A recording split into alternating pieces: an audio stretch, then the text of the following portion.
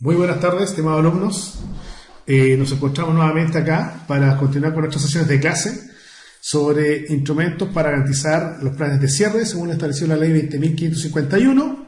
Y en esta oportunidad vamos a hablar de lo que hemos mencionado un poco ya, voy a poner la lámina, de instrumentos financieros, que son las garantías que vamos a emplear para efectos de este ejercicio.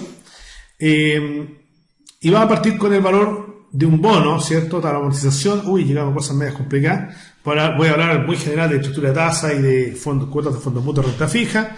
Haremos algo de renta variable, mercado bursátil, valor de una acción, el precio de la acción, efecto de diversificación y cuotas de fondos mutuos de renta variable. Voy a dejar hasta ahí con la sesión. Son hartos temas, quizás se va a poner un poquito medio denso, en el sentido que para usted seguir un poco la conversación, y esto tiene que ser complementado por fuerza con la lectura que les voy a entregar, para que puedan ir recabando con mayor interés y con mayor dedicación los conceptos que vamos a conversar acá. Pero antes de partir con ese tema, voy a ir al concepto de teoría financiera sobre el concepto de riesgo, ¿cierto? ¿Qué quiere decir riesgo? ¿Por qué existe una clasificación de riesgo? ¿Y por qué, lo que estamos hablando la sesión pasada, ¿cierto? ¿Por qué los riesgos de alguna forma del mismo sistema de fondos de pensiones, que es la ley 3.500, ¿cierto? Ha sido aplicado para planes de cierre, para efectos de garantizar la transacción, garantizar la operación. Y por eso, ¿cierto? Voy a poner a ustedes, ¿cierto? En el recuadro, yo me voy a poner más chiquitito, ¿sí? Ahí, ¿ya? El concepto de aversión relativa al riesgo, ¿cierto? ¿De qué estamos hablando cuando hablamos de riesgo en general, ¿cierto? Y básicamente riesgo, recordemos que es la posibilidad de tener un evento adverso, adverso, negativo. Y ahora voy a hablar del concepto de aversión relativa al riesgo, aversión al riesgo. Y para eso, ¿cierto? Una gráfica, que no sé si alcanza a ver los ejes, ¿cierto? Tengo la utilidad de la riqueza, lo que me aporta a mí en bienestar, tener más riqueza y el nivel de riqueza. Y tengo dos puntos, el punto A y el punto B. Ya esta curva, de esta forma, ¿cierto? Quiere decir que la persona es preferente al riesgo. ¿Qué quiere decir? Aquí voy. Que la utilidad marginal, que la derivada, ¿cierto? De esta curva, ¿cierto? Es creciente. Con el mismo tramo de riqueza que va subiendo. Por cada 10 pesos que sube, su bienestar sube más. Me explico. Por cada 10 pesos la utilidad sube en 2. Los siguientes 10 la utilidad sube en 3. Los siguientes 10 la utilidad sube en 4. Eso es la segunda derivada positiva, estoy diciendo, ¿cierto? Crece a tasa creciente. La segunda tipo de persona que tengo es una persona indiferente, y por ende a medida que va subiendo los mismos 10 pesos va subiendo en 2 el nivel de bienestar. 10 pesos de riqueza más, 2 de bienestar. 10 pesos más, 2 de bienestar. 10 pesos más, 2 de bienestar. O sea, los rendimientos son constantes, que se llama. ¿Ya? Y la tercera persona, que es la que existe en la realidad, en profundidad y en extenso, es la persona que es aversa, no adversa, aversa a riesgo. ¿Qué quiere decir? Que entre más reciba la persona, menos lo empieza a valorar, porque ya empieza un poco el sentido que ya se siente segura. Tiene 10 pesos de ingreso, 2 de utilidad. 10 pesos más de ingreso, 1,8 utilidad. Ya el departamento ya está más tranquila. 2 pesos más de 10 pesos, perdón, de riqueza, 1,5 sube la utilidad. Ahora recordemos que siempre se analizan los cambios incrementales, flujos diferenciales, flujos relevantes, ¿ya? Y eso quiere decir que la medida que empieza a subir el nivel de riqueza, la persona que va a ver se empieza a valorarlo menos. ¿Por qué? Porque ya tiene un piso, ¿ya? Eso es lo que decimos. Ahora, llegando a algo que ustedes pueden conocer, ¿cierto? Aquí tengo en esta gráfica la relación riesgo-retorno aplicada a los fondos de pensiones. Chuta, va a decir usted, ¿qué quiere decir esto que está acá? Bueno, este gráfico se ve mucho más claro, la orientación. Tengo el retorno del eje de la Y, cuánto espero recibir, cuánto espero ganar, ¿cierto? Y la varianza o la desviación estándar en el eje de las X. Mientras más riesgo, mientras más volatilidad, eso es el riesgo para nosotros, volatilidad, experimenten los activos, mayor es el retorno que yo le voy a pedir, mayor la rentabilidad que yo le voy a exigir. Esa es la axioma número 1 que aprendimos sobre los principios de finanzas. Entonces, aquí tenemos, ¿cierto? Lo que siempre ustedes han escuchado, seguramente han visto por la televisión, han leído en la prensa, en distintas revistas, ¿cierto? Los fondos A, B, C, D, E en general. Y partimos desde menos riesgo y por ende menos retorno a más riesgo, más retorno. Entonces, vamos subiendo. El fondo E, ¿cierto? El que tiene menor riesgo, tiene menos retorno. Luego el fondo D va subiendo en términos de varianza y tiene más retorno esperado. El fondo C, más riesgo que el fondo D y más retorno esperado. Y finalmente tengo el extremo al fondo A que tiene más riesgo pero más rentabilidad. Por eso cuando cae la bolsa, ¿cierto? La gente se preocupa por lo que tienen, por los dineros que están invertidos en el fondo A. Ya los fondos A son los que sufren más. Cuando técnicamente hay movimientos bursátiles importantes, el fondo A queda menos estable, gana 1%, 0,5%, etcétera. Pero así el fondo A, la volatilidad, ¿cierto? Si ustedes se recordarán y andarán preocupados, ¿cierto? En el año 2008, no sé si se acordarán, en diciembre 2008, la volatilidad que acumuló el fondo A en términos de menor rentabilidad fue menos 40%. Mucha gente andaba preocupada, perdí la mitad de la plata. Pero luego, posteriormente, en 2009 y 2010, recuperaron menos 40 y quedaron empatados. Punto equilibrio, lo que vamos a la sesión pasada. Entonces, para efectos prácticos, vamos a decir que mientras más riesgo, más retorno al fondo E, menos riesgo al fondo A, más riesgo, por ende, más retorno esperado. Eso es lo que tenemos. Y por lo mismo, ¿cierto? Los instrumentos financieros obedecen a ciertos modelos de valorización relativos a la cantidad de riesgo que están asumiendo. En forma simple tenemos el modelo de evaluación de activos, que esto es bastante conciso, bastante resumido que lo estoy explicando, ¿cierto? Que es el Capital Asset Pricing Model, que es KPM le llama la gente, o MWAC, que es el modelo de evaluación de activos de capital en términos en español. Ya, y el KPM dice que a fin de cuentas el retorno que experimente o que tenga un activo es función lineal de su beta. Ups, ¿qué será esto? Pero a fin de cuentas vamos a ver primero que el retorno del activo sub I, que está acá, ¿cierto? El retorno del activo sub I depende de un componente libre de riesgo, más una cantidad beta, que es la cantidad de riesgo, más un premio por unidad de riesgo. Y eso es el retorno al mercado menos el RF. A ver, RF es Risk Free Rate, la tasa libre de riesgo, lo que yo gano sin correr riesgo. Y para eso la gráfica lo vamos a ver que son los bonos o los pagarés del Banco Central. Lo más suave, lo menos riesgoso que existe son los bonos del Tesoro americano. Y en el caso chileno son los bonos que paga el Banco Central. Son los menos riesgosos. Y RM, básicamente, en la jerga nuestra, hablamos que el retorno que tiene el mercado bursátil. Por lo tanto, es diferencial. Si los bonos del Banco Central rentan 2% y la bolsa renta 15%, el premio por unidad de riesgo es 13%. 15 menos 2, 13%. Y eso multiplicado por la cantidad de riesgo, que puede ser 0,1, 0,5, que se mide, esto es la correlación, llamamos lo que es el beta, la correlación que tiene, que es la covarianza para efectos prácticos con el mercado que tenga el activo, ¿cierto? Multiplicado por eso, ¿cierto? Vea la cantidad de riesgo que estoy asumiendo, más RF, que es la cantidad libre de riesgo en la rentabilidad libre, que tengo el 2% o 3% puede pagar el Banco Central. ¿Ya? Por lo tanto, pongo ahí brevemente definición de beta y KPM, y básicamente lo que dice acá es la sensibilidad de una acción a los movimientos del mercado, que oscila el mercado, ¿cierto? Y es la cantidad de beta o la definición de beta que tengo yo como medida de riesgo. Eso es lo que se ve en la realidad de los mercados financieros.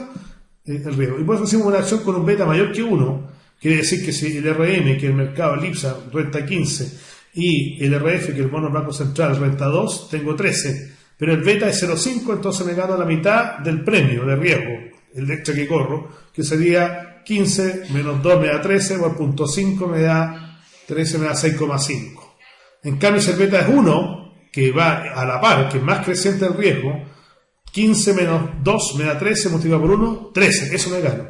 Y si el beta es 2 veces lo que gana el mercado, 2 veces en términos de riesgo, muchísimo riesgo, tengo 15 menos 2, me da 13, multiplicado por 2, tengo 26%, más el 2% que es el RF que hice al inicio acá, 26% más 2 me da 28% de rentabilidad al año. Eso es muchísimo. Recordemos que, a ver, las cifras que se manejan en la realidad, un bien raíz renta alrededor de UF más 8, o sea, eso está hablando de 10%, 12% al año. Ya, puedes hablar de una rentabilidad de un 26%, 28%, como es nuestro ejemplo, es demasiado, pero es mucho riesgo. Pero cuando la bolsa baja, como ocurrió después de la crisis subprime, ¿cierto?, en 2008, ¿cierto?, las rentabilidades fueron negativas, y eso hizo que la gente perdiese. ¿Ya? Por lo tanto, el concepto de riesgo está asociado a ese elemento en particular. ¿Ya? Adicionalmente, ¿cierto? Uno podría de alguna forma vislumbrar ciertos cambios en las cuentas que tenga los instrumentos financieros, ¿cierto? En el mercado financiero como tal, y eso hace que a fin de cuentas la gente empiece a cambiar. Y este cambio la gente, ¿cierto?, puede ser una persona que sea neutral al riesgo y quiera en un momento determinado, ¿cierto?, transformarse o se va transformando en preferente al riesgo a eso al riesgo. La gente va moviéndose. Usted va al casino, entonces preferente al riesgo. Usted tiene compañía de seguro por su auto, entonces averso al riesgo. Usted si encuentra 100 pesos botados en la calle, no se para a recogerlo, le da lo mismo, indiferente. O sea, depende un poco de los estados que maneje la persona, ¿cierto? Va a ser su preferencia con respecto al nivel de riesgo que ésta experimente. Ahora, de alguna forma, adicionalmente, la ley, ¿cierto? La ley tiene nuevas relaciones con respecto a los instrumentos A1, A2 y A3. Y para eso me voy a esta lámina, que voy a resumir lo que tengo que hablar un poco ahora con respecto a los instrumentos financieros, ¿cierto? Que es el concepto de riesgo-retorno, idem también anteriormente que hemos hablado, ¿cierto? Riesgo-retorno lo veo por las preferencias del individuo, preferente, indiferente y averso. Por otro lado, el concepto de riesgo-retorno lo veo entre más rentabilidad, más riesgo, más varianza, más retorno asumido. También el concepto de riesgo-retorno lo veo mientras más beta, más riesgoso el activo, más retorno esperado, no cierto, esperado lo que espero recibir. Y aquí tengo en esta lámina, ¿cierto? La misma gráfica, pero llevado a instrumentos financieros. Hablamos antes del fondo E, D, C, B, A. Creciente el riesgo, mientras más volatilidad, más retorno esperado. Ahora nos vamos a introducir este mismo concepto para los instrumentos financieros. Y tengo el pagaré del Banco Central, ya lo voy a mostrar en la lámina. Tengo depósito a plazo, bono y letra hipotecaria, acciones nacionales, acciones internacionales y derivados. Defino pagaré del Banco Central emitido por el Banco Central. Por lo tanto, el riesgo que uno corre es que no le paguen. La probabilidad de que el Banco Central no pague es casi cero. El Banco Central siempre puede pagar porque puede emitir dinero, puede pagar cuando quiere. Siempre va a tener dinero con que pagar. Por lo tanto, el riesgo es cero. La volatilidad del valor de algo es cero, entonces. Es lo más seguro que existe. Pero así también la rentabilidad que entrega. Después tengo los depósitos a plazo.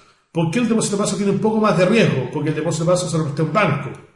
Y como está la situación hoy día, por ejemplo, un banco podría quebrar. Y si quiebra, me paga menos el depósito a plazo que dice. En otras palabras, si invertí 10 millones de pesos en el Banco Central, en papel del Banco Central, me van a pagar los 10 millones de pesos del Banco Central. Si invierto 10 millones de pesos en un depósito a plazo y el banco quiebra, ojo, recupero 5, recupero 7 o recupero 0. Tiene un riesgo, pero el banco que quiere es bastante difícil. Después tengo bonos y letra hipotecaria. Letra hipotecaria, ¿cierto? Tiene un poquito de riesgo, ¿cierto? Porque está financiando una casa, y la casa puede subir o bajar de valor, entre comillas, ¿cierto? Y un bono, estoy hablando de un bono que emite Entel, que emite Celulosa Arauco, ¿cierto? Por ejemplo, y ese bono puede no ser pagado. Bono Lapolar, por ejemplo, sin ir más lejos, ¿cierto? De hecho, los bonos Lapolar vencían en 2012, en octubre del 2012, una emisión por 2 millones de UF y no pueden pagarla, porque no tiene caja la Polar, porque ya está casi quebrada, tiene patrimonio negativo y recién va a hacer un aumento de capital, un aumento de patrimonio, de acuerdo a la ecuación del balance, para generar activos, caja. Por lo tanto, el bono de la Polar hoy día se transa al 20%, o sea, si la Polar debía 100 millones de pesos por ese bono, hoy día la gente está dispuesta a recibir 20 por ese bono, porque sabe que perdió. ¿Ya? Por eso nuestra jerarquía de riesgo, y lo voy a poner ahora, nuestra jerarquía de riesgo parte con el pagaré Banco Central, con cero riesgo aquí, la varianza es cero. Después tengo el depósito a plazo, con un poco más de riesgo que el Banco Central, porque el banco eventualmente podría quebrar. Y siguiente paso, o siguiente activo que tengo son bonos o letra hipotecaria, que tienen más riesgo que los depósitos a plazo, ¿cierto? Porque está la posibilidad que no paguen las empresas es posible que quiebre, pero el Banco de Chile que quiebre es más difícil, porque tiene que quebrar toda la banca como un todo, con un proceso piramidal o de cascada, pero puede quebrar una empresa, sí puede quebrar, y la otra sigue andando y sigue funcionando el sistema. Luego tenemos la cuota de fondos mutuos en general, ¿cierto? Porque los bonos tienen estar acogidos básicamente a la empresa, y dentro de las cuotas de fondos mutuos, la palabra fondos mutuos quiere decir que aporte de gente en común. Y la cuota administrada por una administradora de fondos mutuos, AFM, ¿cierto? La Reinvial, Selfin, Cruz del Sur, ¿cierto? Principal tiene administradora de fondos mutuos, ¿cierto? Donde la gente invierte plata para su APB o invierte de forma individual, ¿cierto? Y con eso espera tener una rentabilidad. Por esos fondos mutuos pueden bajar de precio, ¿cierto? Si la bolsa baja, etcétera, tiene vaivenes. Los bonos no bajan de precio con la bolsa. ¿Por qué? Porque no están asociados al riesgo de la bolsa. Los bonos, si cae España, no pasa nada, entre comillas, ¿cierto? Pero la cuota de fondos mutuos está invertida en acciones, siendo técnicamente, y con bonos va a bajar de valor, porque la rentabilidad accionaria baja de valor. Y por eso luego en el siguiente ascenso en la escala de riesgo sigue las acciones nacionales, porque la cuota de fondos mutuos puedo tener depósito a plazo, puedo tener letras y puedo tener acciones. Entonces tengo repartido el concepto, y eso se llama diversificación. Reparto las plata en distintas canastas, en distintos activos, y esos activos tienen distinta relación de riesgo con el mercado. Claramente un bono tiene menos riesgo que una acción. Pero si tengo los dos mezclados, el riesgo de mi cartera es menor. Por eso hace que la cuota de fondos mutuos yazca entre un bono y una acción, entre la estructura de riesgo que tengo aquí. Tengo los bonos, tengo las acciones y al medio tengo la cuota de fondos mutuos, porque puedo repartir la plata en estos instrumentos y eso lo hace la administradora. Luego de eso subo a las acciones internacionales. ¿Por qué tiene más riesgo una acción internacional? Porque yo estoy en Chile, invierto en Chile. ¿Qué riesgo tengo? La acción, la empresa, renta variable, perfecto. ¿Y la acción internacional por qué tiene más riesgo? Bueno, porque tiene riesgo la empresa, igual. ¿Ya? ¿Y qué más tiene? Un riesgo tipo de cambio. Uy, ya me compliqué. A ver, ¿qué quiere decir que riesgo tipo de cambio? Claro, porque las acciones chilenas yo las vendo y recibo pesos, y gasto pesos, no tengo problema. Pero si tengo acciones de IBM, ¿cierto? Tengo acciones en la bolsa de Londres de Vodafone, ¿cierto? Claramente voy a recibir dólares y libras esterlinas. ¿Y quiero hacer a continuación? Venderla para transformarla a pesos y luego poder consumir. Ese riesgo que el tipo de cambio varíe, porque volatilidad es varianza, varíe, hace que técnicamente mi riesgo sea mayor. Por eso la acción internacional tiene mayor riesgo que las acciones nacionales. Ahora, luego, en el último punto que tengo acá, tengo los derivados financieros, y los riesgos de los derivados financieros son básicamente, es que el precio de este activo depende de los anteriores. Me explico. Yo puedo tener una opción sobre IBM, una opción sobre Walmart, y esa opción, ese instrumento es un derivado. ¿Por qué se llama derivado? Porque depende de otro activo, que es la acción de Walmart, que es la acción de IBM. Una vez que determine el precio de IBM o de Walmart, el precio de la acción en el mercado bursátil, que está en el mercado de Nueva York, ¿cierto? Me voy a la bolsa de Chicago, donde están los derivados financieros, y ahí veo cuál va a ser el precio que va a tener esta opción, este instrumento que está sobre Walmart o sobre IBM, que es el derecho a comprar o vender acciones a un precio determinado y a una fecha determinada. Es el derecho a comprar algo a un precio determinado y una fecha determinada. Lo que estoy comprando puede subir o bajar de precio en el tiempo, por lo tanto el derivado sube o baja en el tiempo. Más fuerte que la bolsa. ¿Por qué? Porque la cantidad de inversión es menor, pero el apalancamiento es mayor. Ya lo voy a ver en detalle posteriormente. Y la lectura les va a explicar a ustedes. Eso es como la esencia de los instrumentos financieros. Esa es la línea. No es ni más ni menos que exactamente a lo que tenemos en nuestro fondo de pensiones, del fondo E, el de menor riesgo, y ese fondo de menor riesgo, ¿en qué se invierte en la realidad? En los papeles que usted acaba de ver recién, en los papeles de menor riesgo, y esos son el grupo A1, ¿cierto? Que son papeles del Banco Central, depósito a plazo, leche hipotecaria, por ejemplo. Por eso el fondo E varía poco con la bolsa se puede caer y el fondo E no cambia mucho. El fondo D cambia un poquito más, porque cambia un poquito más de rentabilidad, porque tiene un porcentaje invertido en acciones. Luego el fondo C y el fondo D y el fondo E, que es puramente acciones. El fondo A tiene muy poca plata invertida en depósito a plazo y casi nada en pagar el Banco Central, muy poco. Todo se la juega a nivel de riesgo. Mucho riesgo, mucha rentabilidad. Acciones nacionales, internacionales, básicamente. ¿Ya? Eso es lo que tenemos en esta lámina como resumen de los instrumentos financieros. Y ahora quizá vamos a ir a la parte más tediosa y un poquito más agreste para ustedes, que justamente es ver qué tenemos de y la organización de los instrumentos financieros como tal. Bueno, para hacer un poco de reminiscencia, ya voy a cortar aquí, ahí está.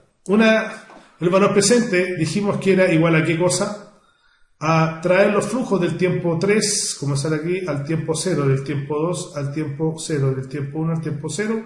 Y esa resultante me da lo que está acá, que es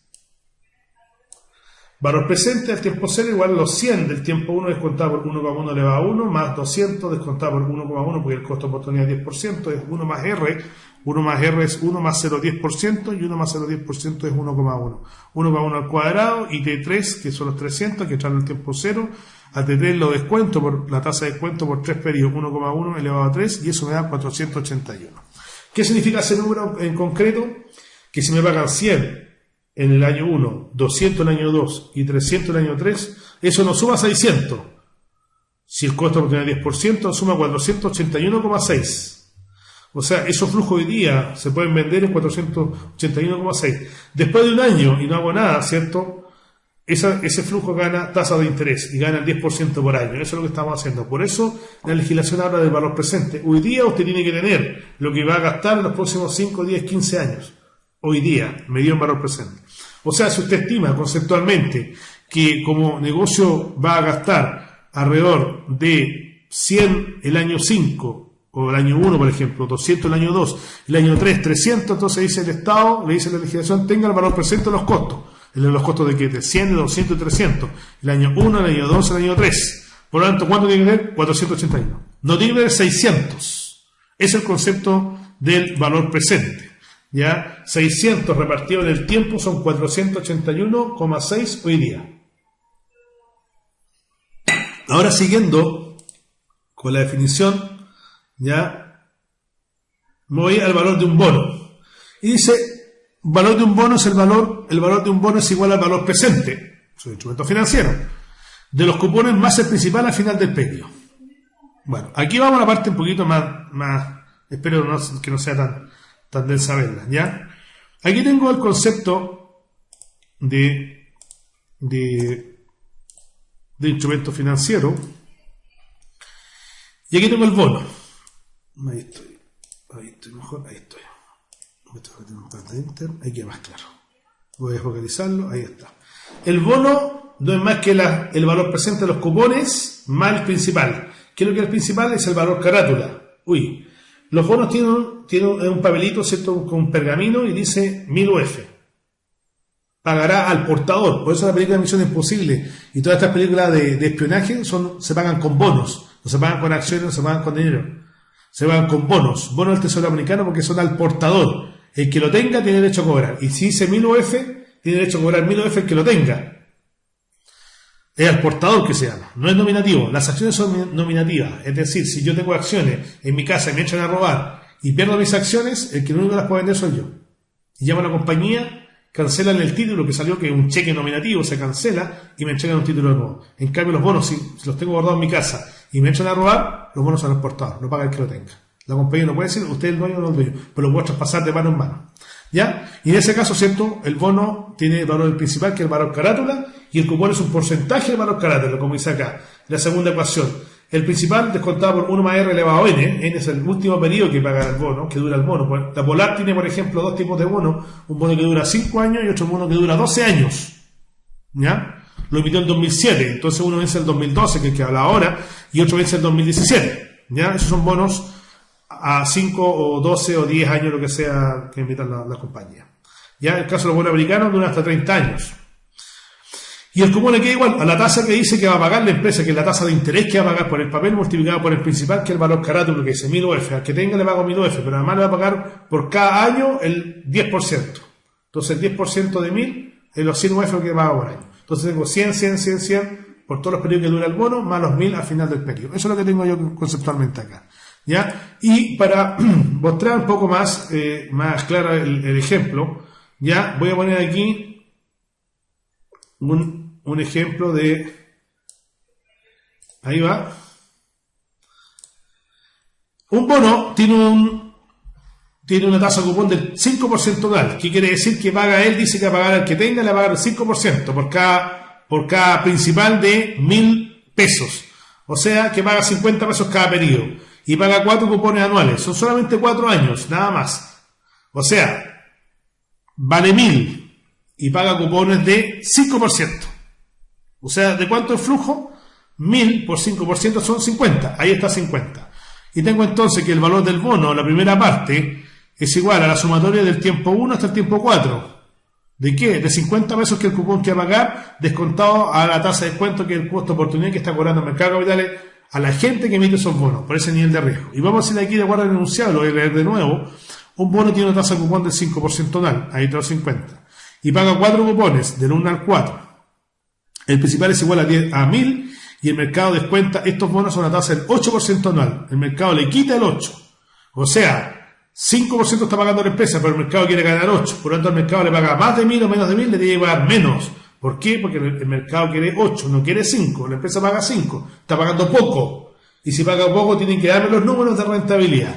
Y en ese caso, ¿cierto? Y me voy a la segunda parte de la ecuación de acá de valor del bono. ¿Cuántos cupones paga? 4, dice. ¿De cuánto cada uno? De 5. Entonces paga 50, 50, 50 hasta el año 3, más 50 el año 4. ¿Pero qué hace el año 4? Devuelve el principal, devuelve el valor carátula que dice que va a pagar 1000, que la deuda que pidió. En otras palabras, piden deuda la empresa y paga solamente intereses. Y el último periodo paga toda la deuda. Entonces, ¿qué paga el último periodo?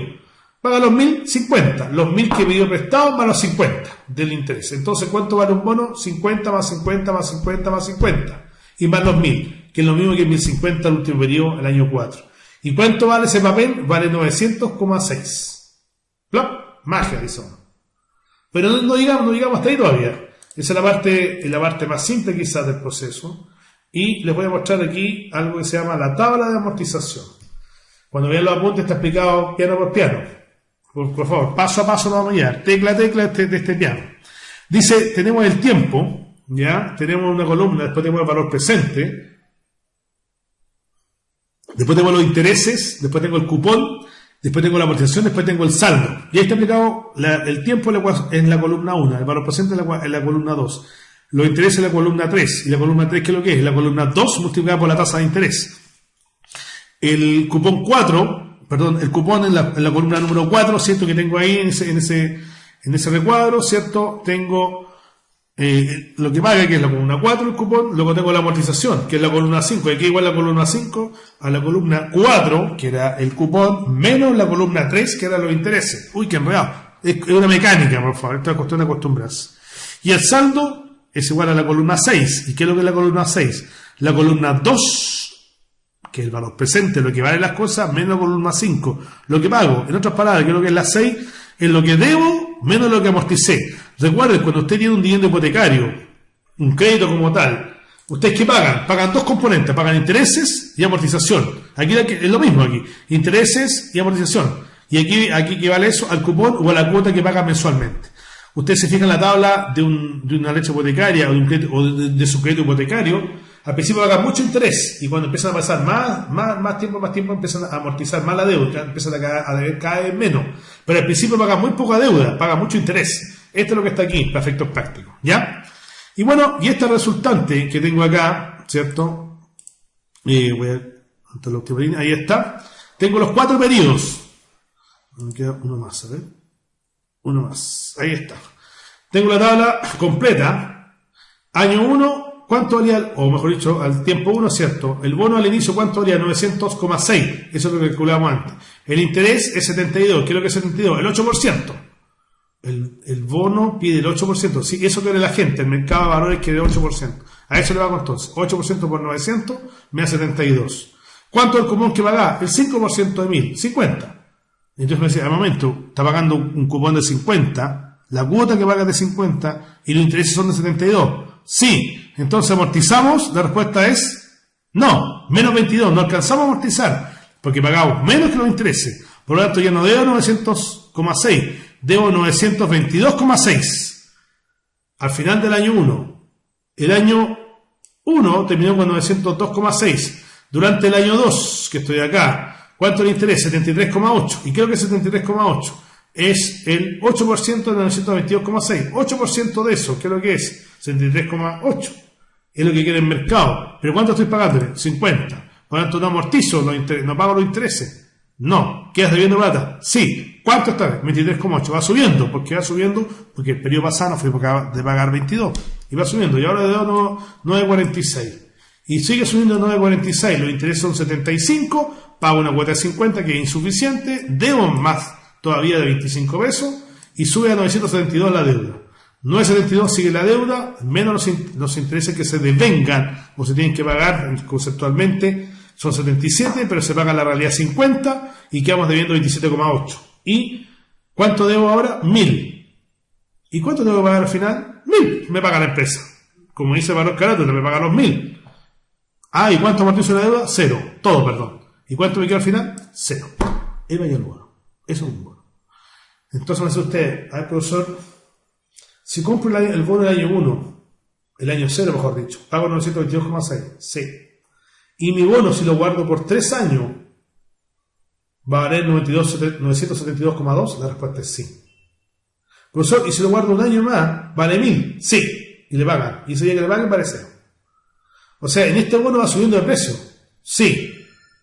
O sea, si yo compré el bono el año 0 a 900,6 y el año 3 vale 972,2, ¿gané 72 pesos? Sí, la respuesta es sí, ganó 72 pesos. O sea que tengo que poner menos garantía ahora, porque ya puse 900. Y ahora vale 972 esa garantía. La respuesta es sí.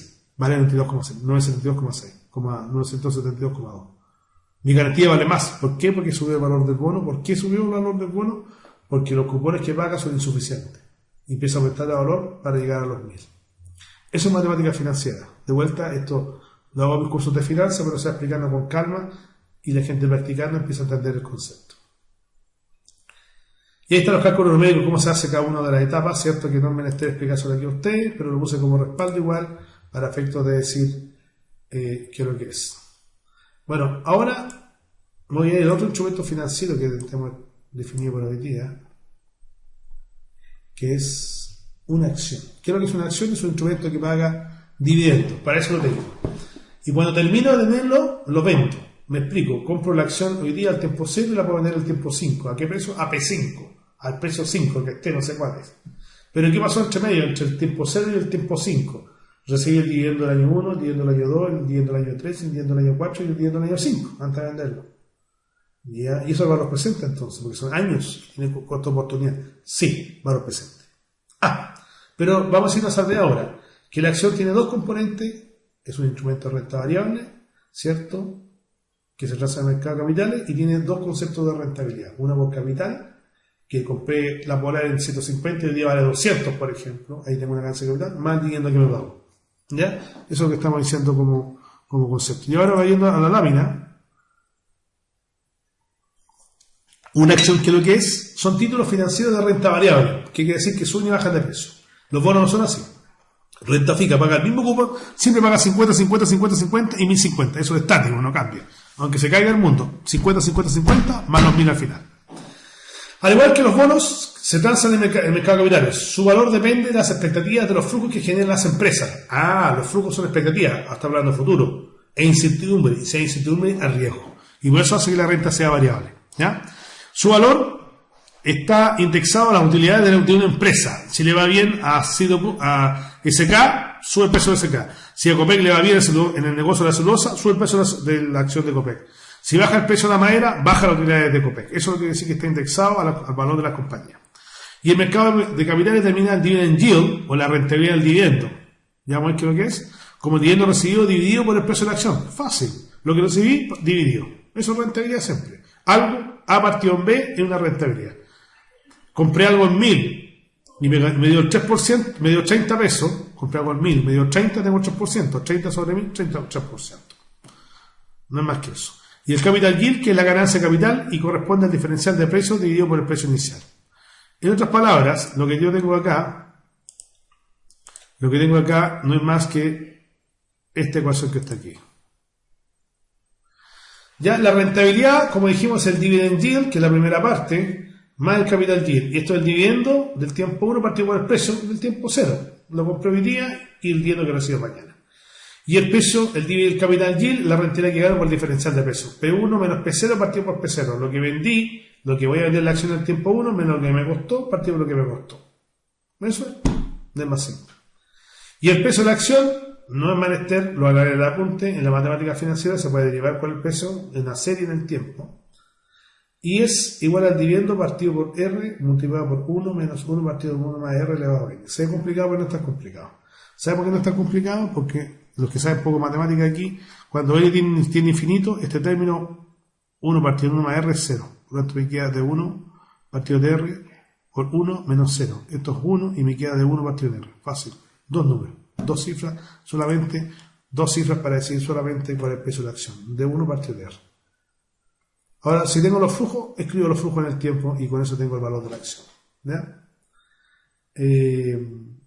Ahora, la legislación como tal, ¿cierto? Tiene como componente que el dividendo, tiene como componente que la ley establece que para efectos prácticos hay categorías de riesgo. Y esa categoría de riesgo está dada por lo que establece la ley de fondo de pensiones, para efectos de resumen. ¿Ya? Y para eso voy a ilustrar brevemente, ¿cierto?, el extracto del artículo 45 que establece la ley de fondo de pensiones, que la voy a poner ahora. Los carabineros, ¿cierto?, decreto ley 3.500, artículo 45. ¿Y qué tengo ahí en ese artículo 45? Les leo rápidamente. Los instrumentos financieros comprendidos en el artículo 45 del decreto ley 3.500 del nuevo sistema de fondos de pensiones genera lo siguiente. ¿Cuáles son los instrumentos donde vamos a invertir? Son exactamente la 1, la 2 y la 3 que sale en la ley 20.551. ¿Por qué? Porque dice de ahí, el referenciado es la ley 3.500. Ahí está la ley 3.500. Este es el resumen. No tiene para qué tener la ley. Se las voy a entregar igual si quieren, pero aquí está el resumen. Títulos emitidos por pagaré, emitido por el Banco Central o Tesorería General de la República. Es el primer instrumento que vimos en la gráfica que no tiene riesgo. Después viene depósito a plazo. Después títulos garantizados por instituciones financieras, o sea, por bancos básicamente. Y ahí, ¿cierto?, pueden ser los bonos. ¿Hay bono de Entel? Sí. ¿Bono de Farmacia Humada? Sí. ¿Bono de Celulosa Arauco? Sí. ¿Bono del Banco de Chile? Sí. ¿Bonos del Banco Santander? Sí. Eso es garantizado por instituciones financieras, ese tipo de bonos. Pero el bono de Entel no garantizado por la institución financiera. Después tengo letras de crédito emitidas por instituciones financieras, crédito hipotecario.